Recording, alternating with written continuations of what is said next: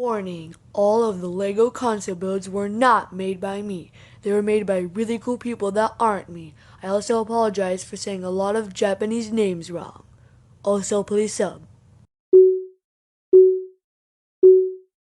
Okay, so on September 23rd, 1889 in Kyoto, Japan, Nintendo was founded by the founder Fusajiro Yumachi? Sorry, I'm not good with names.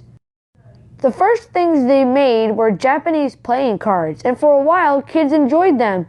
But after a while, they got boring, and just kids weren't interested anymore.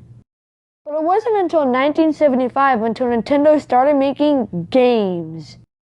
But then, in July 9th, 1981, Nintendo released their first blockbuster game, Donkey Kong. No, not that Donkey Kong, that Donkey Kong. Donkey Kong made Nintendo lots of money. It was also the first game to feature Mario. But back then, he wasn't known as Mario, he was known as Jumpman, and he was created by Shigeru Miyamoto. We'll go on and talk about him later. Then, in 1985, Nintendo released their first home console, the NES. Ooh. The NES came with two games, Duck Hunt and the legendary Super Mario Bros. Super Mario Bros. Was a super popular game back then and still is today. It led on to create some of the most popular games ever, like Super Mario Bros. 2 and Super Mario Bros. 3. And again, these games made Nintendo lots of money. But then, on August 14th, 1989, Sega released their newest 16-bit machine, the Sega Genesis. The Sega Genesis came with games like Sonic the Hedgehog and was a huge success. Then, on November 21st, 1990, Nintendo released their 16-bit machine, the SNES. Ooh. The SNES came with the game Super Mario World, and kids loved it.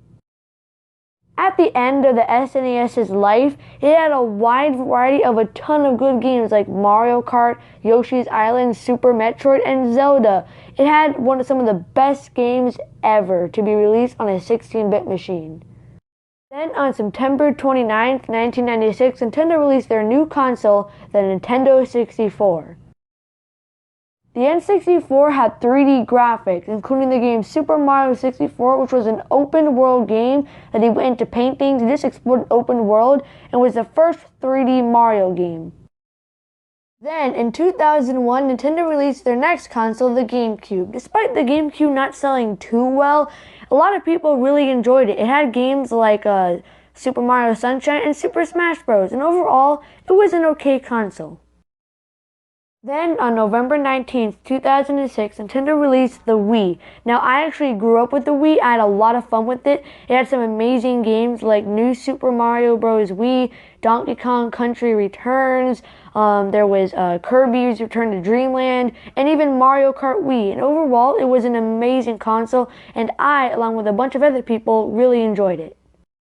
But then, on November 18th, 2012, Nintendo released the Wii U. And let's just say, it didn't meet people's expectations. I mean, don't get me wrong, the Wii U had some amazing games like Super Mario 3D World, Donkey Kong Tropical Freeze, Mario Kart 8, and even Splatoon. All the games on the Wii U were mostly good. Just the Wii U cost a lot of money, and people were just generally confused about the console, and this ultimately made the Wii U a commercial failure. But then, Nintendo released one of the best consoles to ever be released, the Nintendo Switch. The Nintendo Switch is packed with a bunch of fun games that would take way too long to list in this video. I mean, yeah, sure, some of them didn't work out as well, but I mean, hey, you can't win them all, right? They even released a lighter version and more of a handheld version, the Nintendo Switch Lite, which is $100 cheaper, and it's just a handheld. And overall, this made Nintendo a lot of money. And that's the history of Nintendo home consoles.